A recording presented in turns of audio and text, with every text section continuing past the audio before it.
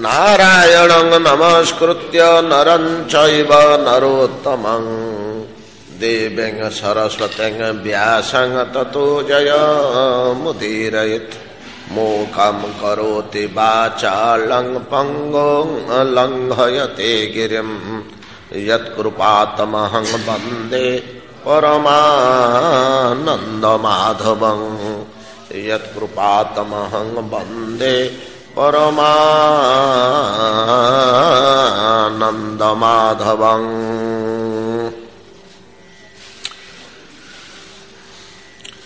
विरचिता भयं वृष्णिधुर्जते चरणम् ईयुषां संश्रुतेर्भयात् करसरोरुहं कान्तकामदं शिरसि देहिनं श्रीकरग्रहम् ब्रजजनार्तिहन वीरजोषितांग निजजन स्मय ध्वंसन स्मित भज सखे भवत किंकरी स्मनो जलरुहाननं चारु दर्शय प्रणत देहिनां पापकर्षणं तृणाचरानुगं श्रीनिकेतनं फणि फणार्पितं ते पदाम्बुजं कृणुकुचेषु न कृन्धि हृतुषयम् मधुरया गिरा बलगुवाक्यया बुध मनोज्ञया पुष्करे क्षण विधि करी मा वीर मुह्यति रधर सिधुना प्यायस्वन तव कथामृतं तप्त जीवनं कविभिर्णीतं कलमशापहं श्रवण मंगलं श्रीमदाततं भुवि गृह्णन्ति ते भूरिदा जना।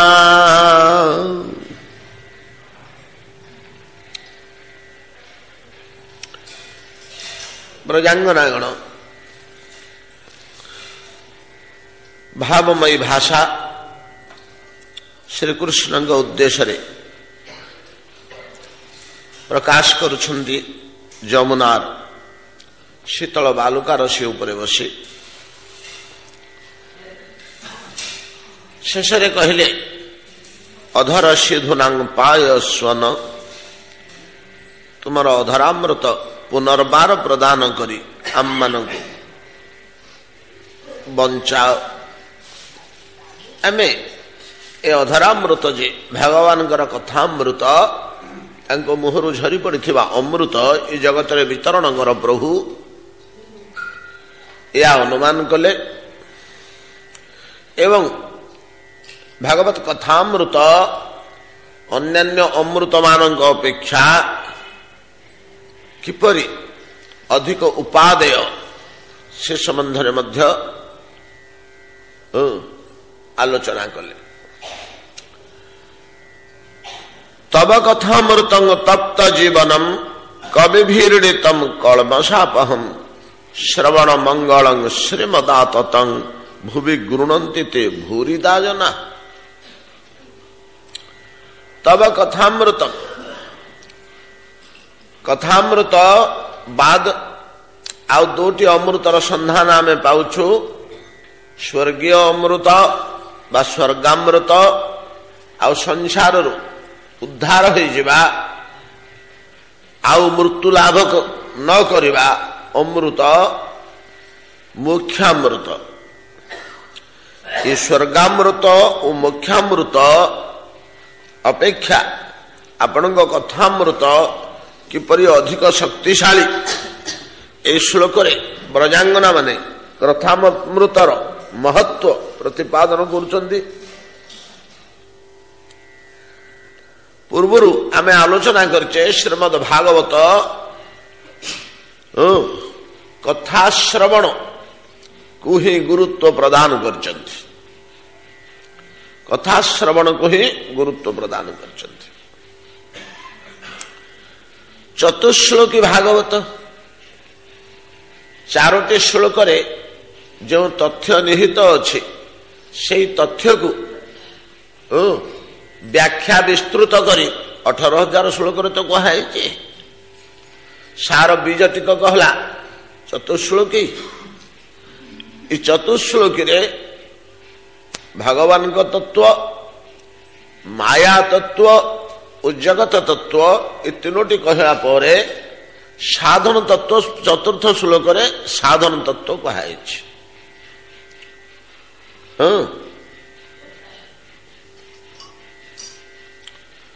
ସାଧନ ତତ୍ତ୍ୱରେ କୁହାଯାଇଛି ଶେଷ ଶ୍ଲୋକରେ କଣ ସାଧନ କରିବେ,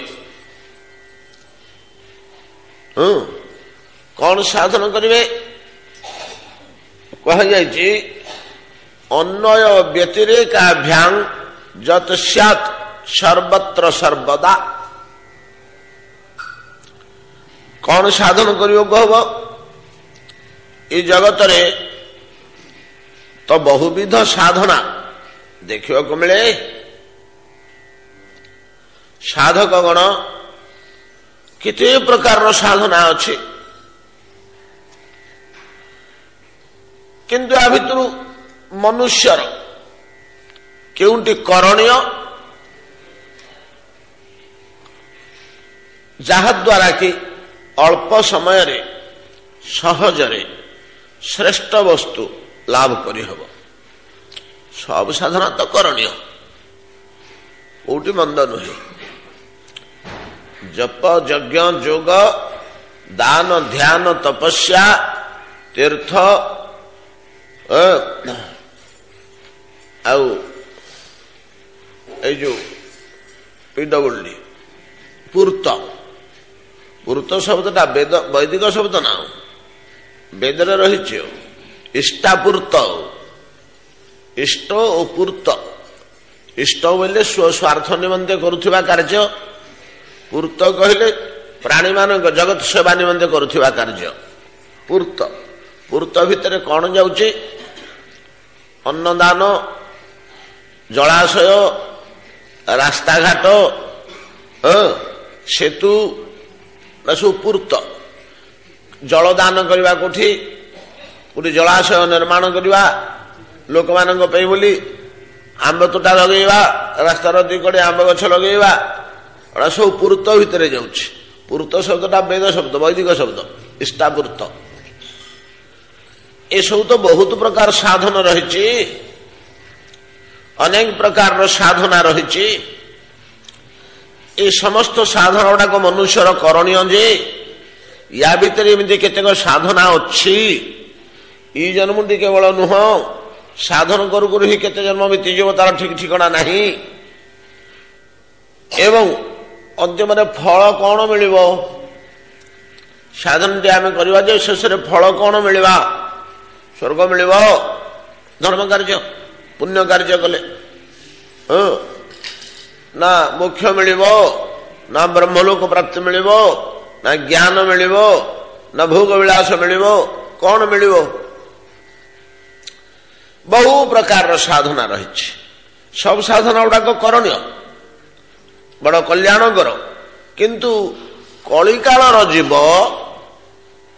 ଅଳ୍ପାୟୁ ଓ ଅଳ୍ପ ବୁଦ୍ଧି ହେଇଥିବାରୁ ତା ପାଇଁ ଗୋଟା ଯୋଗ୍ୟ ଯୁକ୍ତିଯୁକ୍ତ।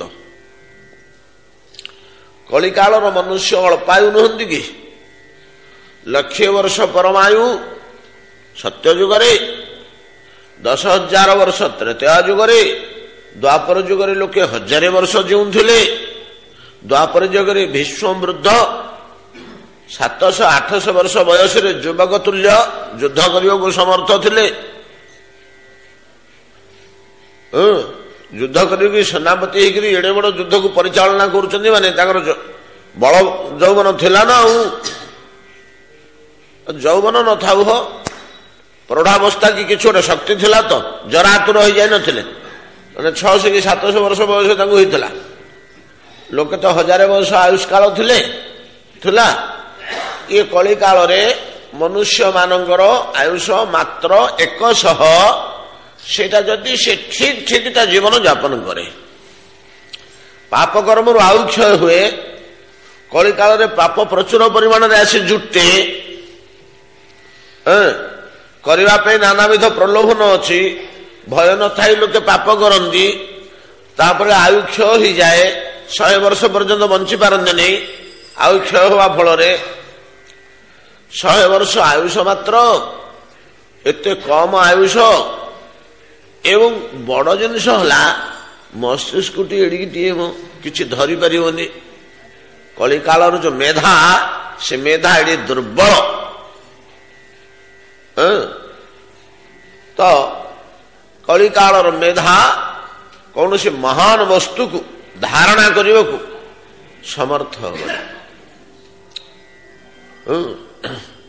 मंद मतय मंद भाग्या ह्यपद्रुत मंदा सुमंद मतय मंद भाग्या ह्युपद्रुत भागवतर पद कलिकालर जीवगण इभलिया होइथिबारु व्यासदेव को जन्म हुई वेद को भाग भाग करदे बोला वेद तो गोटे ताकू धारणा करने मैंने समर्थ नुहति कलिकालर मनुष्यगण समुदाय वेद को जड़े आयत्त करें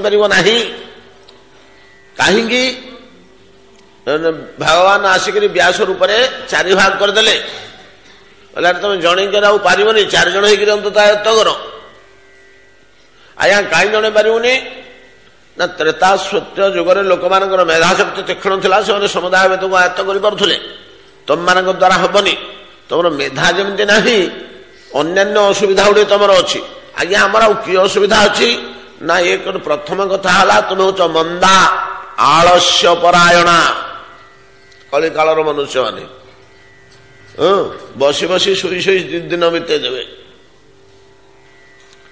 परिश्रम कठोर परिश्रम करने को आग्रह श्रद्धा रही जिते ठकी दे पारे से चालाक चतुर पारिवार बोली निजक अनुभव करेंगे सी खटी खटी मला मु मो कौशल खसी पड़ी जाइली एटा चालाक चतुर बढ़िया मंदा आलस्य परायणा सुमंद मतयु मति बुद्धि सुमंद अति मांदा मांदा सुमंद मतयु मंद भाग्या कपालटा भल नहीं पूर्वे भल कर्म करना भल फल अदृष्ट ना जहा भितर प्रेरणा आसब से मंद मंद भाग्या आउ ह्युपद्रुता कौन सी सत्कर्म करने को भल कम टे बेलू 1000 उपद्रव आसी पहुंचब कौन सी सत्कर्म कली काल करहब ना उपद्रव उड़ी आसी पहुंचब भल कर्म करहबनी आपने जाग टेकी यज्ञ टेकी जहाँ कि गोटे कलुए आरसाई वाला गोटे खेच बाहर करेंगे कौन हेले पड़िशार कौन गोटे बाहर कर झमला करदबनी कि ना सरकारी स्तर रू कौन गोटे बाहर एटा बेआईन बोली उपद्रव तेणु कलिकालर लोक मान कौन साधन करने उचित चतुश्लोकी भागवतर शेष कहुई कलिकालर लोक समर्थ हो करने एवं भागवत प्राप्ति घटो तो चतुश्लोकी भागवत तो से तुम ठुक ठुक कहते कहले से गोटाक करणीय मनुष्य मान निमंते जहाँ अन्वय व्यतिरेकाभ्याम जत स्यात्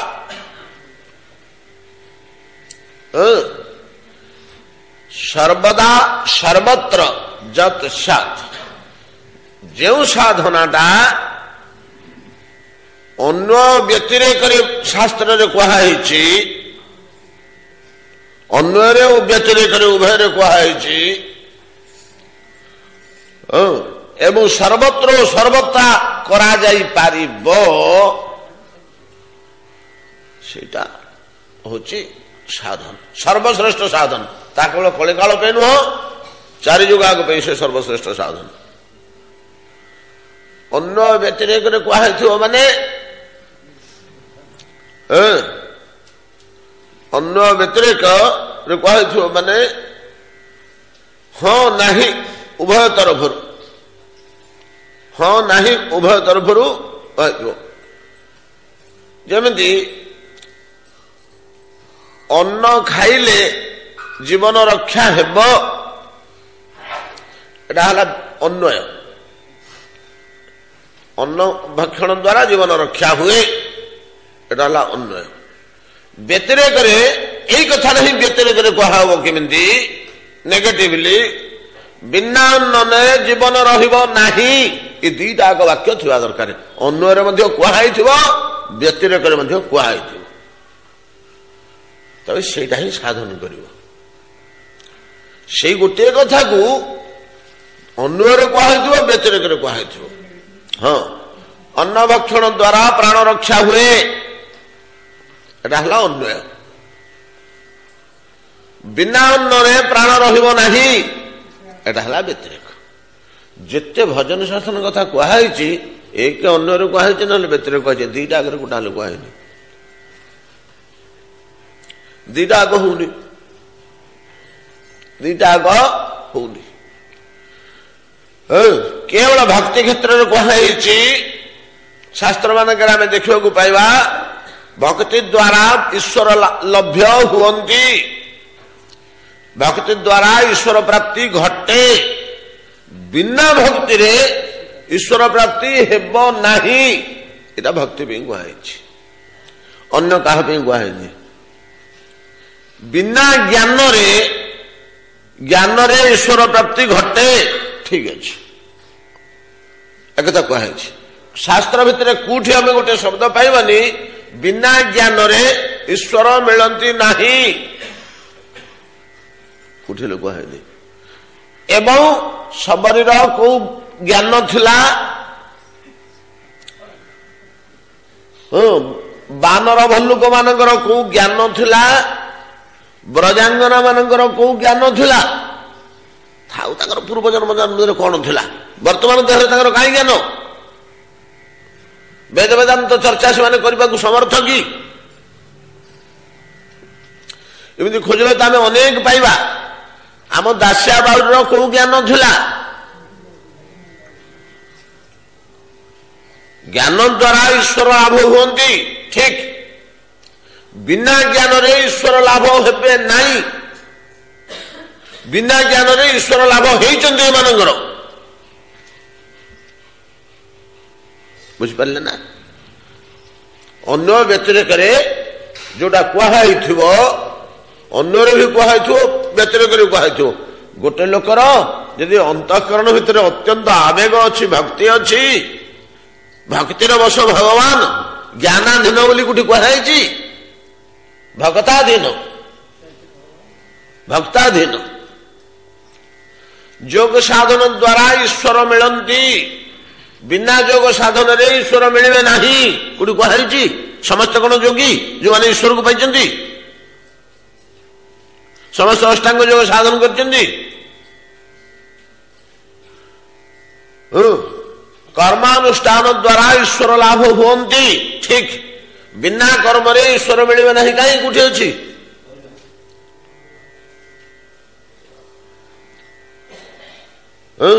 तो बिना भक्ति रे ईश्वर मिले भक्ति रे ईश्वर मिले बिना भक्ति रे ईश्वर मिले नहीं इठी हमको गोटे कथा आज्ञा नजर रखंतु ज्ञान केतबेले भगवत प्रदान करे भक्ति सह मिश्रित हेले योग केतबेले ईश्वर प्रदान करे भक्ति सह मिश्रित हेले कर्म केतबेले ईश्वर याग यज्ञ इत्यादि सब केतबेले कहे भक्ति सह मिश्रित हेले आपण यज्ञ करछन्ती अभिमान रे भगवान मिलबे आपण श्रद्धा वेदाध्ययन करछन्ती अभिमान रे गर्व सहकारे ईश्वर मिलबे भक्ति सहकार भक्ति मिशिले तादरे मिलिबो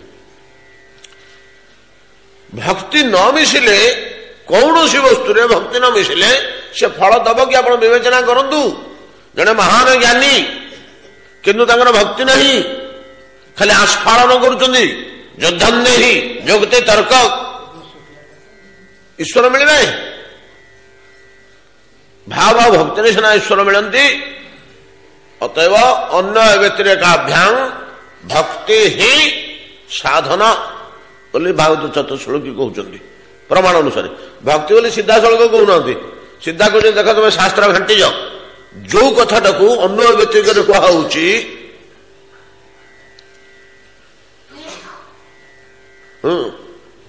जो कथाटा को अन्य व्यतिरेक उभय दृष्टि कहुची सेटा ग्रहणीय ଆଚ୍ଛା, ଆଉ ଗୋଟେ କଥା କହୁଛନ୍ତି ଯେ ଯୋଉଟା ସର୍ବତ୍ର ସର୍ବଦା କରାଯାଇପାରିବ ସେଟା କରଣୀୟ। ସର୍ବତ୍ର ସର୍ବଦା, ସର୍ବତ୍ର ସର୍ବଦା କୋଉଟା କରାଯାଇପାରିବ? ଏ ଶ୍ରବଣ। ଏଟା ସର୍ବତ୍ର କରିହବ, ସର୍ବଦା କରିହବ। ଆଉ କୌଣସି ଜିନିଷଟା ସର୍ବତ୍ର ସର୍ବଦା କରିହବନି। ଯଦିଓ ଶ୍ରବଣମ କୀର୍ତ୍ତନଂ ବିଷ୍ଣୁ ସ୍ମରଣଂ ପାଦ ସେବନମ ଅର୍ଚ୍ଚନଂ ବନ୍ଦନମ ଦାସ୍ୟମ ସୌଖ୍ୟମ ଆତ୍ମନିବେଦନମ ଇତ୍ୟାଦି ଅନେକ ଗୁଡ଼ିଏ ଜିନିଷ ଅଛି ଭକ୍ତିର ଅଙ୍ଗ। ଆପଣ ସବୁଠି କୀର୍ତ୍ତନ କରିପାରିବେନି। ତା ପାଇଁ ଗୋଟେ କାମ କ୍ୱାଇଟ ଜାଗା ସେଭଳିଆ ଦରକାର, ପରିବେଶ ଯୋଉଠି ଆପଣ କୀର୍ତ୍ତନ କରିବେ, ହରିକଥାର କୀର୍ତ୍ତନ କରିବେ। ଆପଣ ସବୁଠି ଅର୍ଚ୍ଚନ କରିପାରିବେନି, ପୂଜା କରିପାରିବେନି, କି ସବୁବେଳେ ଅର୍ଚ୍ଚନ କରିପାରିବେନି। ସବୁବେଳେ ଗାଧେଇ ପାଧେଇ ସକାଳ ସମୟରେ କିମ୍ବା ସନ୍ଧ୍ୟା ସମୟରେ ପୂଜା ଅର୍ଚ୍ଚନା କରିବେ ନା। ଆଉ ଅଗାଧୁଆ ଅପାଧୁଆରେ କରିପାରିବେ କି? ଆଉ ସର୍ବତ୍ର କରିପାରିବେ କି? ପାଇଖାନା ଘରେ ଠାକୁର ପୂଜା କରିପାରିବେ? କଣ କରିବାରେ, ଯେ ଘରେ ଜାଗା ନେଇ ପିଲା କୁଣିଆ ଆସି ଜମା ହେଇଛନ୍ତି, ଏଇ ଶାଳଗ୍ରାଉଣ୍ଡକୁ ନେଇ ଗଲୁ ପାଇଖାନାରେ ଗାଧେଇ ପାଧେଇକିରି ଭୋଗ ଲଗେଇ ଧରି ପଳେଇଛୁ। ସର୍ବତ୍ର ସର୍ବଦା ହବନି। କିନ୍ତୁ ଶ୍ରବଣ, ଜଣେ ପାଇଖାନାରେ ବସିଛି, ହରିକଥା କାନରେ ପଡୁଛି, ଶୁଣିବାକୁ ମନା। ଅଷ୍ଟପ୍ରହର ନାମ ସଂକୀର୍ତ୍ତନ ହଉଛି, ଠାଇ ଠାଇ ଶୁଭୁଛି, ସେଠିକି ଶୁଣିବାକୁ ମନା। ଏ ଜଗନ୍ନାଥଙ୍କର ଉଦ୍ଘୋଷଣ ହଉଛି କେତେ କଥା। ରଥ ସମୟରେ, ଅନ୍ୟ ସମୟରେ ଆମେ ତ ପାଇଖାନା ବସିଥାଉଛୁ ଏଠି, ଆମକୁ ପାଇଖାନାକୁ ତ କ୍ଲିୟର ଶୁଭୁଛି, ଶୁଣିବାକୁ ମନା, ପାପ ହବ। ଏ ଶ୍ରବଣ କେବଳ ଗୋଟିଏ ଜିନିଷ, ହରିକଥା ଶ୍ରବଣ। ଆଚ୍ଛା, ମଠା ବଦଳେଇକିରି ଶୁଣିବା, କଥା ଶୁଣିବା ଆସିବା, ଗୋଡ ହାତ ଧୋଇକିରି ବସିବା, ନହେଲେ ଶୁଣିବାଟା ମାରା ହେଇଯିବ, କଥା ମାରା ହେଇଯିବ। କିଛି ଆବଶ୍ୟକ ନାହିଁ। ନା ଜାତି, ନା କର୍ମ, ନା ସ୍ଥାନ, ନା ଦେଶ କାଳ ପାତ୍ର, କିଛି ଆବଶ୍ୟକ ନାହିଁ। ଆଚ୍ଛା, ସର୍ବଦା କରିହବ ସିନା, ସର୍ବତ୍ର କରିହବ ବୋଲି କହୁଛନ୍ତି। ହଁ, ସର୍ବତ୍ର କରିହବ। ଆଉ ଅନ୍ୟ ଗୁଡାକ କଣ ସର୍ବତ୍ର କରିହବନି? ନା, ସର୍ବତ୍ର ଗୁଡା କରିହବନି। ଯେମିତି ଆମେ କହିଲେ ଯେ ଶାଳଗ୍ରାମ ପୂଜା କରିବନି, ଯେମିତି ଗୋଟିଏ କଥା, ଗୋଟେ ଲୋକ ମୁଖ୍ୟ ଲାଭ କରିଗଲା, ଆଉ ସେ ଜ୍ଞାନ ସାଧନ କରିପାରିବ? ଆଉ ସେ ଜ୍ଞାନ ସାଧନ କରିପାରିବ କି? ବ୍ରହ୍ମଚର୍ଚ୍ଚା, ବ୍ରହ୍ମ ବିଚାର କରିପାରିବ କି? ଯଦି ତ ନାହିଁ, ସେ ଯେ ମୁଖ୍ୟ ହେଇଗଲା, ମୁକ୍ତ ହେଇଗଲା, ସେ କରିପାରିବ କି? ବ୍ରହ୍ମ ବିଚାର କରିକରି ତାର ମୁଖ୍ୟ ହେଇଗଲା। ମୁକ୍ତି ପରେ ସେ ଜୀବ ସତ୍ତା ଆଉ କରିପାରିବ କି? ତାର ଗୋଟେ ସୀମା ଅଛି, କୋଉ ପର୍ଯ୍ୟନ୍ତ ସେ ବ୍ରହ୍ମ ବିଚାର କରିବ ରେ? ନା କେବଳ ମୁଖ୍ୟ ଲାଭ କଲା ପର୍ଯ୍ୟନ୍ତ। ମୁଖ୍ୟ ଲାଭ କଲା ପରେ ତାର ନିଜସ୍ୱ ସତ୍ତା ଲୁପ୍ତ ନିର୍ବାଣ ହେଇଯାଇଥିବାରୁ, ଦୀପଟା ଯେମିତି ନିର୍ବାଣ ହେଇଯାଉଛି, ଲିଭି ଯାଉଛି, ସେ ତାର ଜୀବ ତତ୍ଵ, ଜୀବ ସତ୍ତାଟା ଲିଭି ଯିବାରୁ ସେ ଆଉ ଚର୍ଚ୍ଚା କେମିତି କରିବ? ତାହେଲେ ମୋକ୍ଷ ପୂର୍ବରୁ ଯାହା କରିଥିବ ନା, ଆଉ ମୋକ୍ଷ ପରେ ଆଉ କରିପାରିବନି। ମୋକ୍ଷ ପରେ ଆଉ କରିପାରିବନି। ଅତଏବ ଜ୍ଞାନ ଚର୍ଚ୍ଚା ସର୍ବଦା କରିହବନି। ଜଣେ ଯୋଗୀ ଯୋଗାଭ୍ୟାସ କରୁଛନ୍ତି, ବୈକୁଣ୍ଠକୁ ପଳେଇଲେ, ସେ ଯୋଗ ବଳରେ ବୈକୁଣ୍ଠକୁ ପଳେଇଲେ କି ଗୋଲକକୁ ପଳେଇଲେ, ସେଠି ବସିକି ଯୋଗ ଚର୍ଚ୍ଚା କରିବେ? ସେଠି ଯୋଗ ଇଏ ରହିଛି? ସେଠି ବ୍ୟବସ୍ଥା ନାହିଁ, ସେଠି ବସିକି ଯୋଗାଭ୍ୟାସ କରିବା ବ୍ୟବସ୍ଥା ନାହିଁ,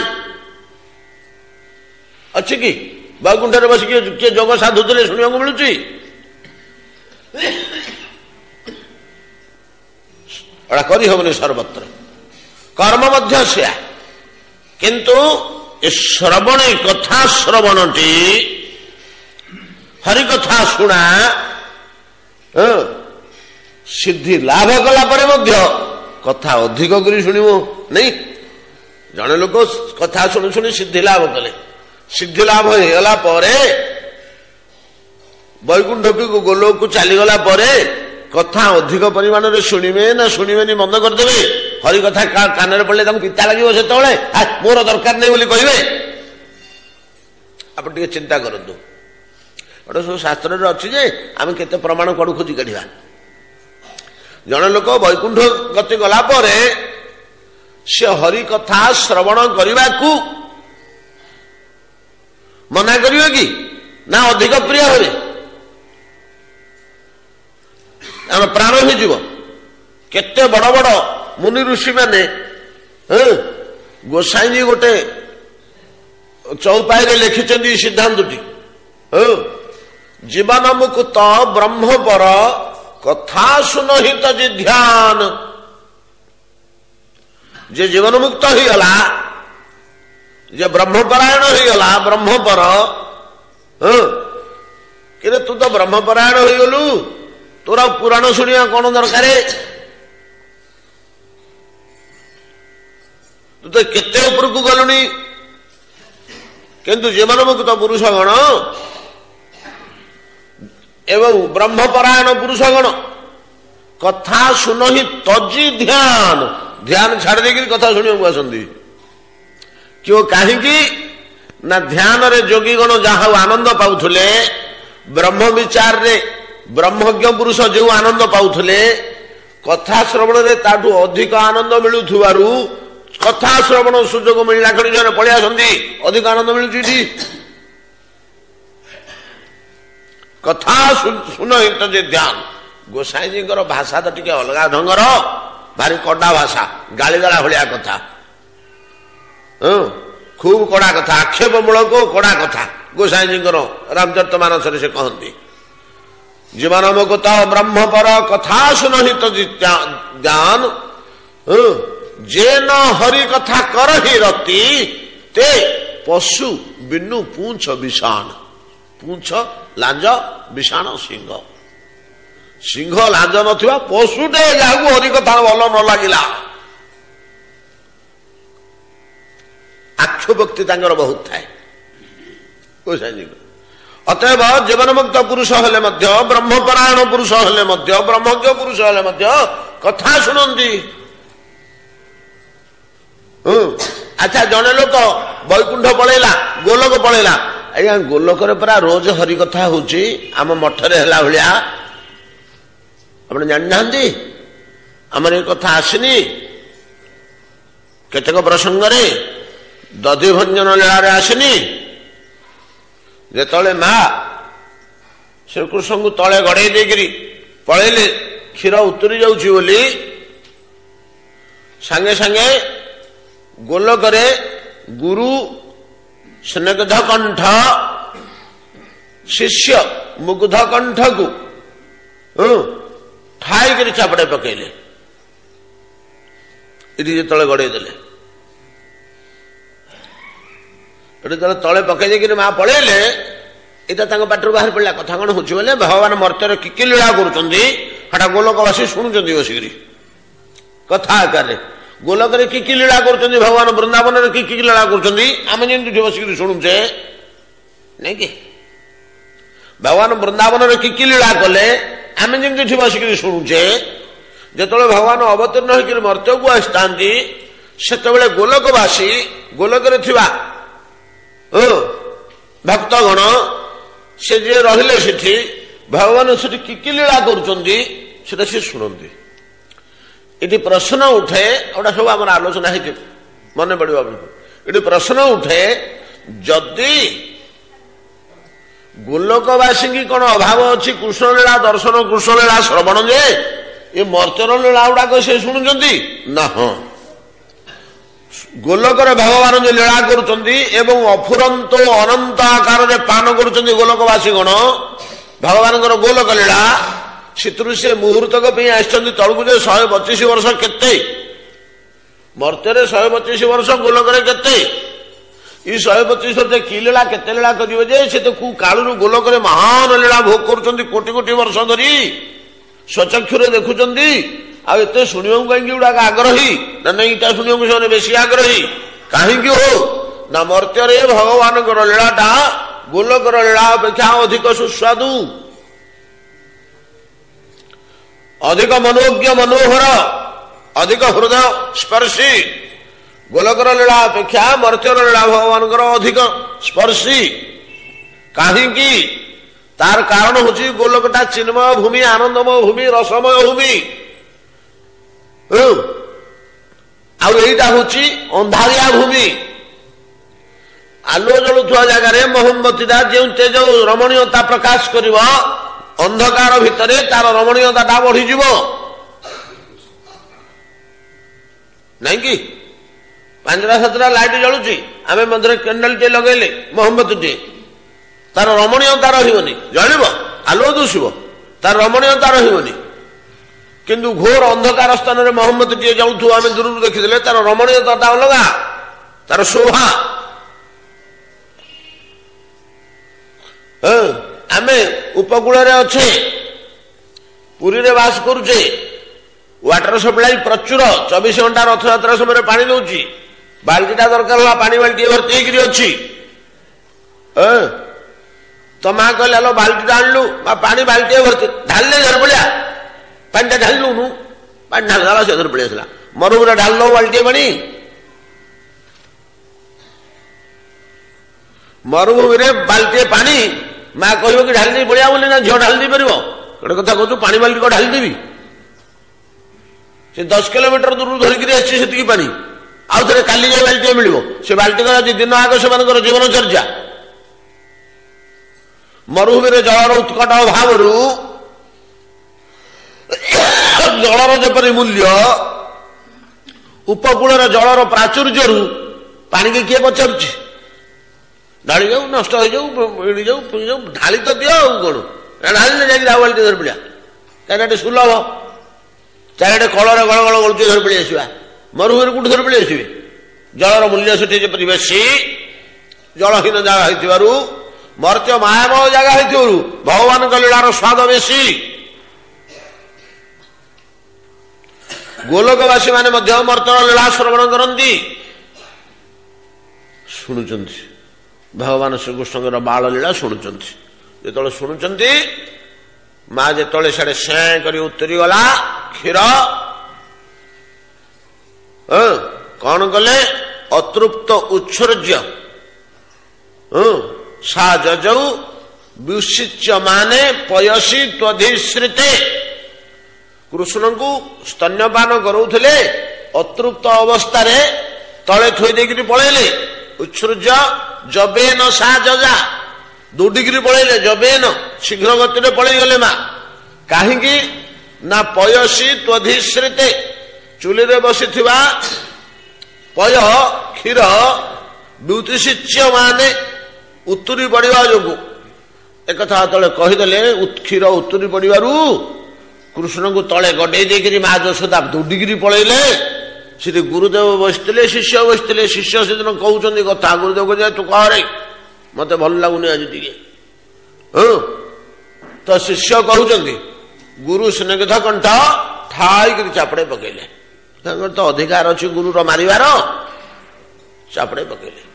ଚାପଡ଼େ ପକେଇଲେ, ଚଣ୍ଡାଳ, ଗୁରୁ ଯେମିତି ଶିଷ୍ୟକୁ ଶିକ୍ଷା ଦେବା କଥା, ଏତକ ବୁଦ୍ଧି ହେଲାନି।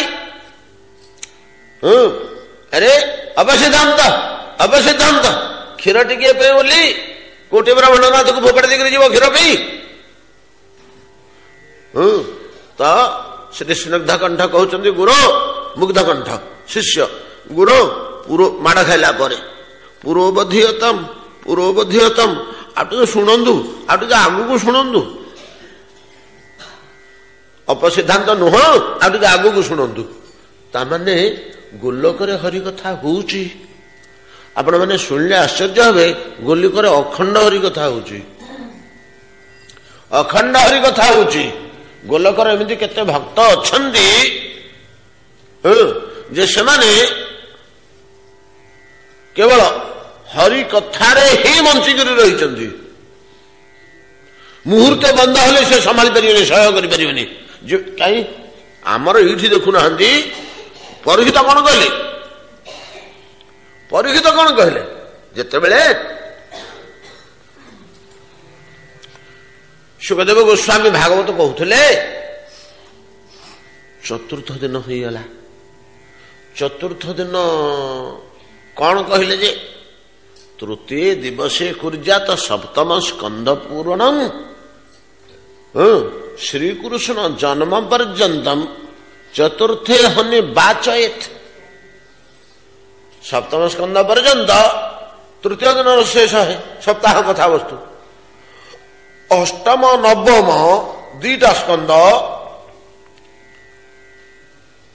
ଆଉ ଦଶମର 4 ଅଧ୍ୟାୟ ଏତ କହୁଛି ଚତୁର୍ଥ ଦିନର କଥା ସରିଗଲା।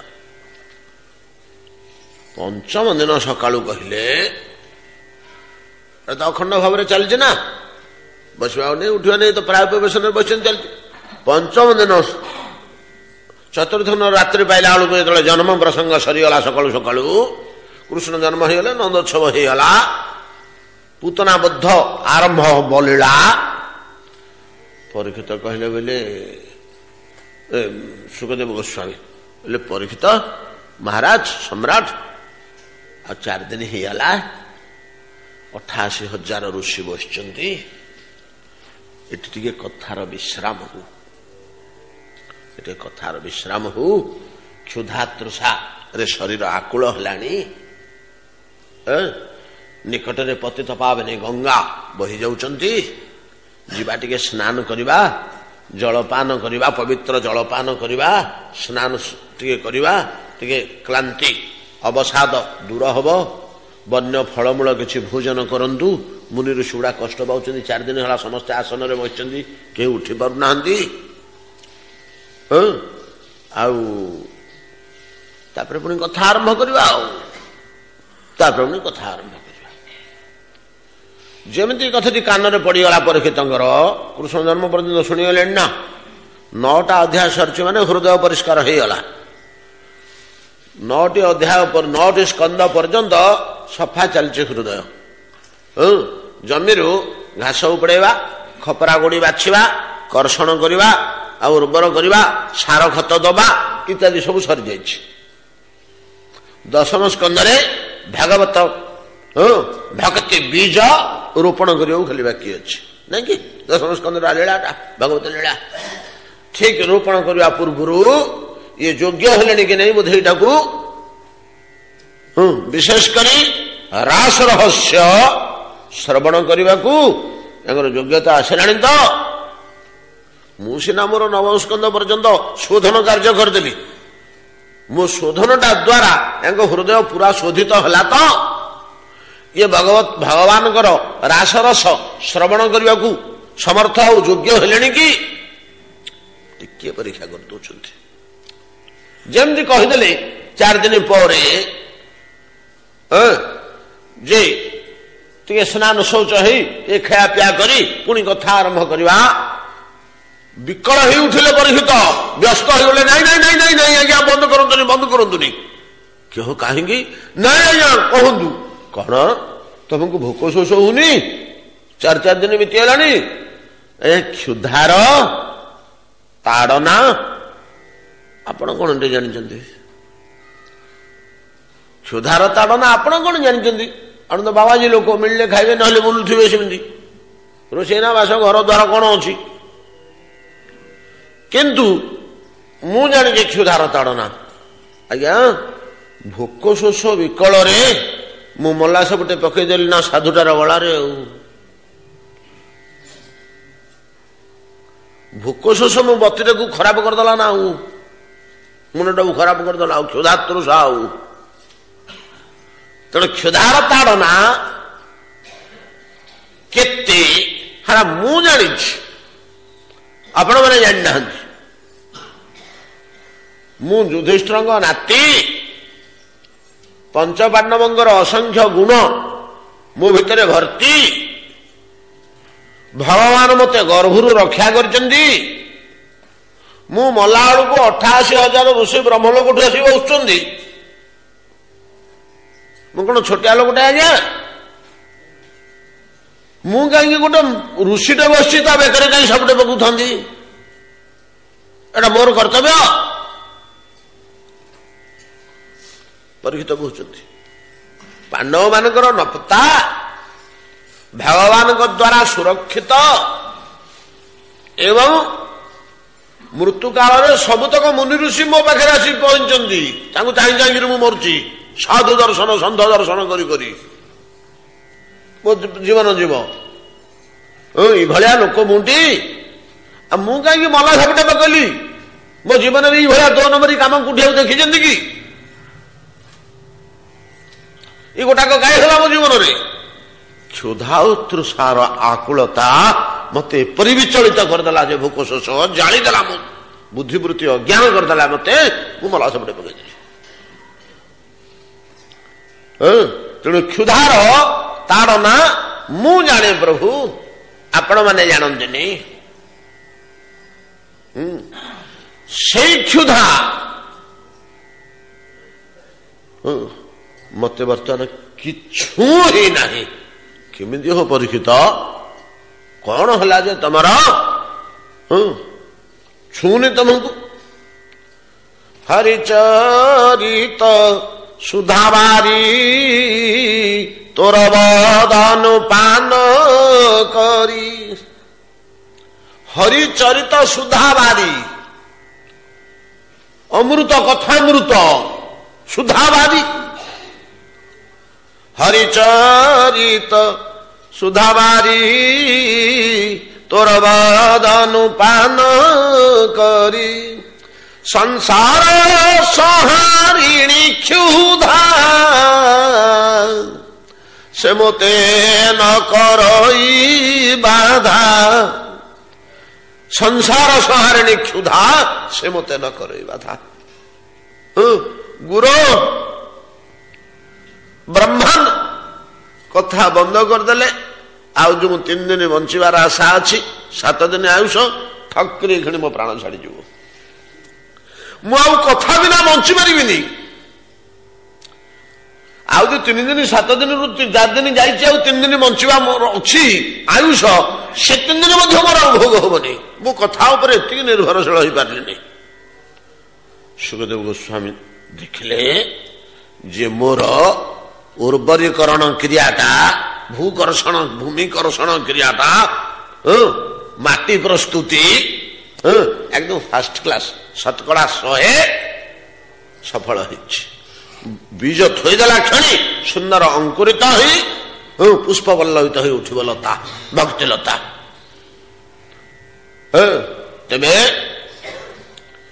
विचार करंतु जे कथा श्रवणर मूल्य केवल गोलक कहीं मर्त्य आम देखुचु जे कथा श्रवण ही लोकंकर आहार हो जाउची आमर कौन कथा पड़ता केतेक लोक एमती गोलक अच्छी से हरि कथा जीवन टा निर्भरशील हरि कथा ही आहार से ही से बंची रोचंती जीवातु ब्रह्मा निज स्तवर एटा स्तुति कहते ज्ञाने प्रयास मुदपाश्य नमंत एव जीवंती सन्मुखरे तंग भवदीयवार्तां स्थाने स्थिता श्रुतिगतां तनुवांग मनोभि जो प्रायश जित जितोप्यसित त्रिलोक्यां प्रभु ये संसार रे आपन को जिणी पकेवा लोक अछंती गोवत्स हरण कला बेले स्तुति करुछंती आपन को जिणी पकेवा लोक अछंती आपण अजित सत किंतु आपन को जय करिया लोक अछंती किरे मु बरा अजित ना अजित हेले कोन होला आपन को जय करिया लोक अछंती किए से मते जय करियो को समर्थ ना जो लोकटा ज्ञाने प्रयास मुदपाश्य जोग ज्ञान कर्म प्रवृत्ति वस्तु को फोपाड़ी देई उदपाश्य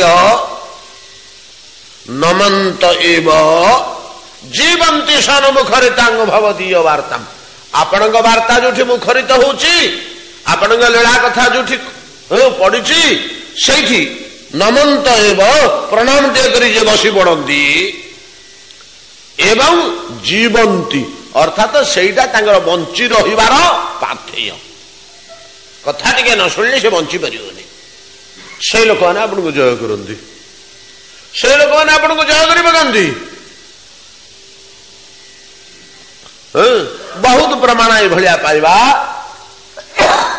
अतएव जत सैत सर्वत्र सर्वदा एवं ईठू कथा श्रवण आरंभ कले सिद्धि लाभ तो होगा आउ कहीं शुणिनी परीक्षा तो सरला कहीं पढ़ी नहीं कि वास्तव कथा परीक्षा सरला पर पढ़ा कौन दरकार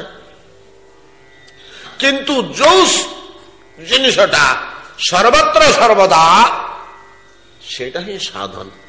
बहु विचार करी कहिछन्ति जे भगवत कथा श्रवण सबुठी करी हबो, सर्वत्र करी हबो।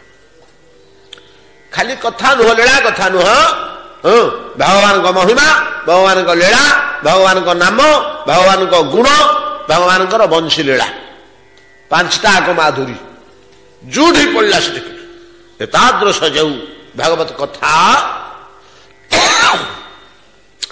तब कथामृतं तप्त जीवनम कविभिरीडितम कलमशापहं श्रवण मंगलम श्रीमदाततं भुवि गृह्णन्ति ते भूरिदा जना।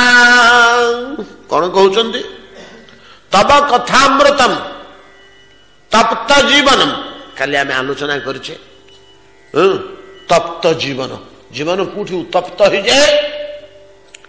वेदर गोटे वाक्य अच्छे, वेदर कहउचंदी जार मस्तक निआ लागिगला, मुंडटा जलुची, मुंडटा जलुची, आज्ञा मुंडरे कना गुड़े पेट्रोल ढालिक निआ मारिदेवा गोटे लोकर बेकठू उपरकू जलुथुव,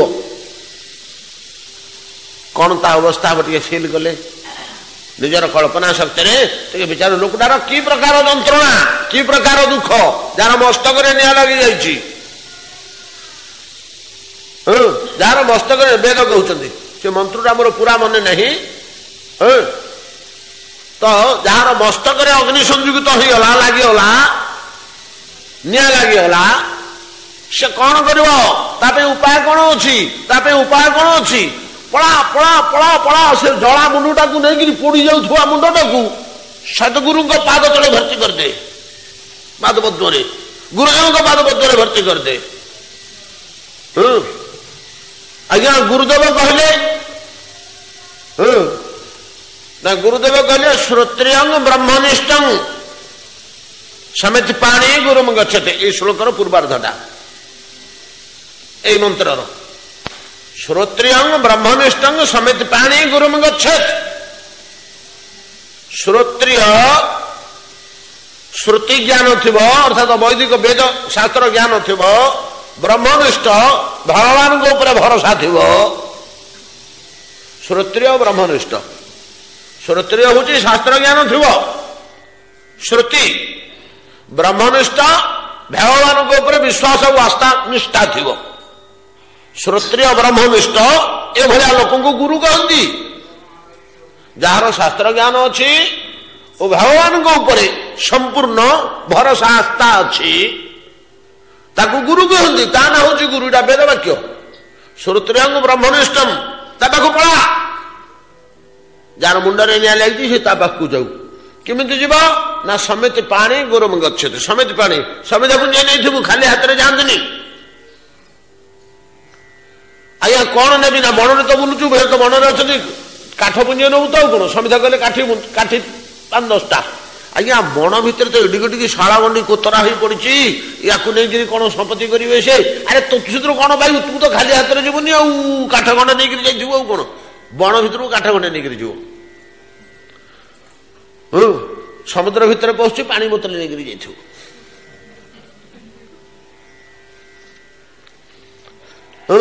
गुरुर धन संपत्ति बढ़िया कथा कहना तो तोर हाथटा रिक्त हवाक हबनी। समिति पाणी गुरुम गच्छेत। आज्ञा मोर तो मुंड पोड़ी जाऊँगी, आ गुरुदेव कौन करेंगे ना? गुरुदेव जो कथामृत वर्षण करेंगे, भगवान को कथा 4 पद कहीदेवे, सेतक पड़गले तो मुंडा शीतल हो अन्य बाट ना। अन्य कुथुरे से निआ लिभनी, मस्तिष्कर ज्वाला आउथरे जो लिभनी, केवल कथामृत भगवान हरिचरित सुधाबारी तोर बदन पान करी संसार संहारिणी क्षुधा से मते न करई बाधा इत्यादि वाक्य मानंकरे तो कथा श्रवणर तव कथामृतम तप्त जीवनम जली जाउथुवा प्राण ज्वाला त्रिविध आमे सेतु जोड़े विध संबंध किसी किसी आइडिया करूँ। आउ गोटे कथा को आम जापारनु गोटे हूँ शरीर ज्वाला बात पीत कफ ये तीन उठे बात उग्र होगला देहमुंडे जंत्रणा ज्वाला पित्त उग्र होगला ज्वाला कफ उग्र होगला ज्वाला जंत्रणा शरीर जंत्रणा रोग व्याधि प्रभृति बात कफ पित्तात्मक आउ गोटे संसार ज्वाला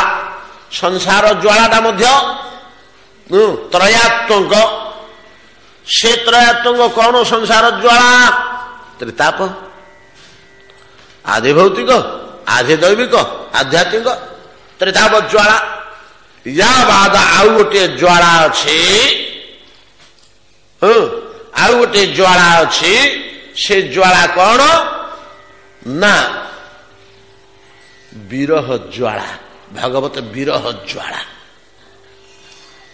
भगवत विरह ज्वाला यहीटा आम जाणीनु कहीं जाणीनु आम तो भगवान के साथ संबंध जोड़ीनु भक्तिर आउ गोटे सूक्ष्म ना अच्छी नहीं कि आउ गोटे सूक्ष्म ना अच्छी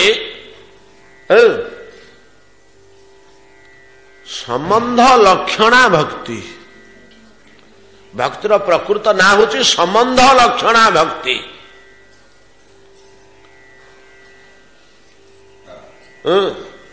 संबंध लक्षणा भक्ति जमी गोटे पिलार खूब लंबा ना अच्छी आमे पूरा ना डाकू जो गोटे पिलार ना होची वेणुगोपाल आमे तो अरे वेणु बोले डाकुचु वेणुगोपाल बोले डाकुनु ना तो किए रोचे खाली गोपाल पूरा ना डाकु न डाक अल्पना डाकुचु भीमसेन ना हूँ भीमसेन भीमसेन ना आम डाकी दौ खाली भीम बोली से ना रू अधुटे डाकुचु लंबा नाटा हो जाऊँ तो तेणु अधा डाकिदेले आम चली जामती आम अनेक क्षेत्र में गोटे पिलार नाम श्यामल सुंदर श्यामल सुंदर ताक मां ना दे तो डाकिला बेलू अरे श्याम ना तो आउ स्नेह डाकिला सुंदर बोली केवल डाकुं ठीक से भाया भक्तिर ना तार प्रकृत ना हूँ संबंध लक्षणा भक्ति एड़े बड़ शब्द कहबनी बोली खाली भक्ति बोली कहुच किंतु भक्ति कहले तार ना हूँ संबंध लक्षणा भक्ति संबंध लक्षणा भक्ति कौन हो ना भगवान सहित गोटे संबंध ना तुम भक्ति आसो ना आज्ञा संबंध कौन ना पंचविधा शांत दास्य सौख्य बात्सल्य मधुर तोर कि संबंध कह तू भगवान तोर कौन हंती सांग सख्य मालिक प्रभु दास्य पूज्य शांत संतान बात्सल्य कांत मधुर कौन संबंध तू जोड़ीचु तू भगवान क्षेत्र कि संबंध जोड़ीचु संबंधटा जोड़िले सिना ता अभाव विरहटा आम बुझते आमर तो ता साथ चिन्हा परिचय नहीं तेणु ता विरहटा आमको बाधुनी आम जना पड़ुनी किंतु विरह ताप संसार ताप शरीर ताप तीनटा ताप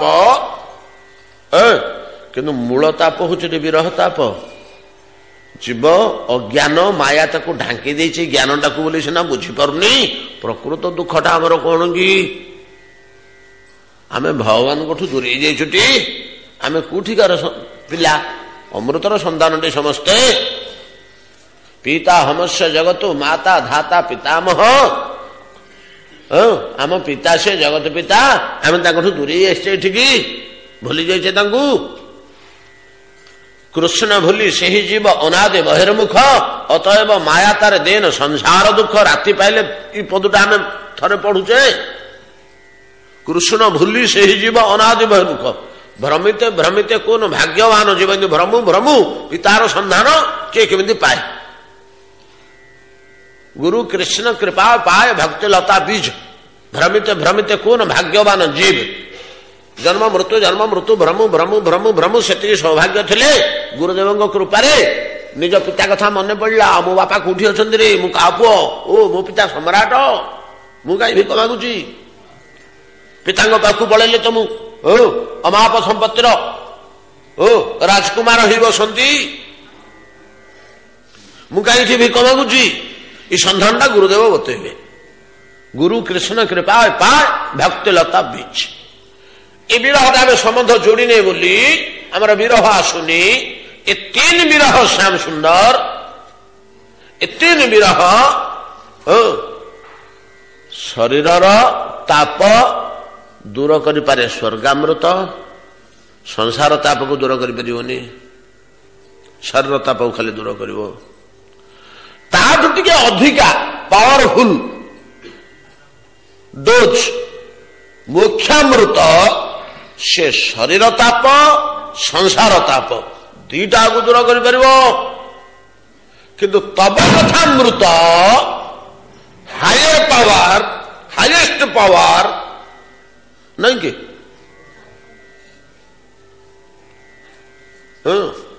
कौन आमर सब होमियोपैथिक नाई मुझा भूली गली 3x 6x तापरे 30 पावर ना तलू तलू आस आज्ञा पावर गुड़ाक होमियोपैथिक शब्दटा पड़ो नृसिंह मुंड टे चाहे 15 मास गुल होते कथार होमियोपैथिक ना पड़ो मुंड टेक 3x 6x कौन डोज सब पावर सब अच्छी परा 100 पावर 80 पावर 50 पावर 30 पावर एमती से सब मदर टिंचर पावरफुल ना पुणी जी हाथ में मंथे आघात करेंगे पावर बढ़ी बढ़ी जीव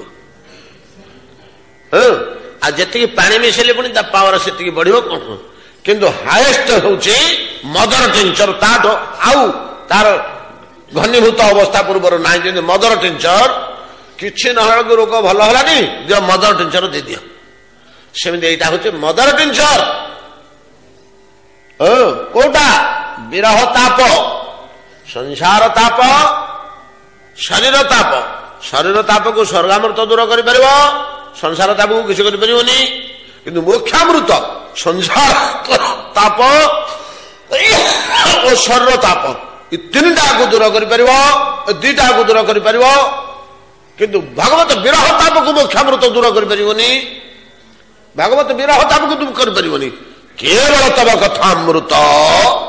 तब कथामृत संसार ताप शरीर ताप आपण विरह ताप समस्त ताप को दूरीभूत करी मनुष्य जीवन में शांति भक्ति करदब समय ही रही से गोटे पदर आग को जापे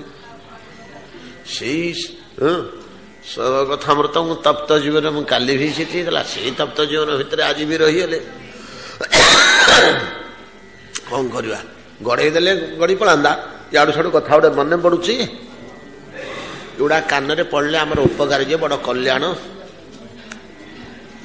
जा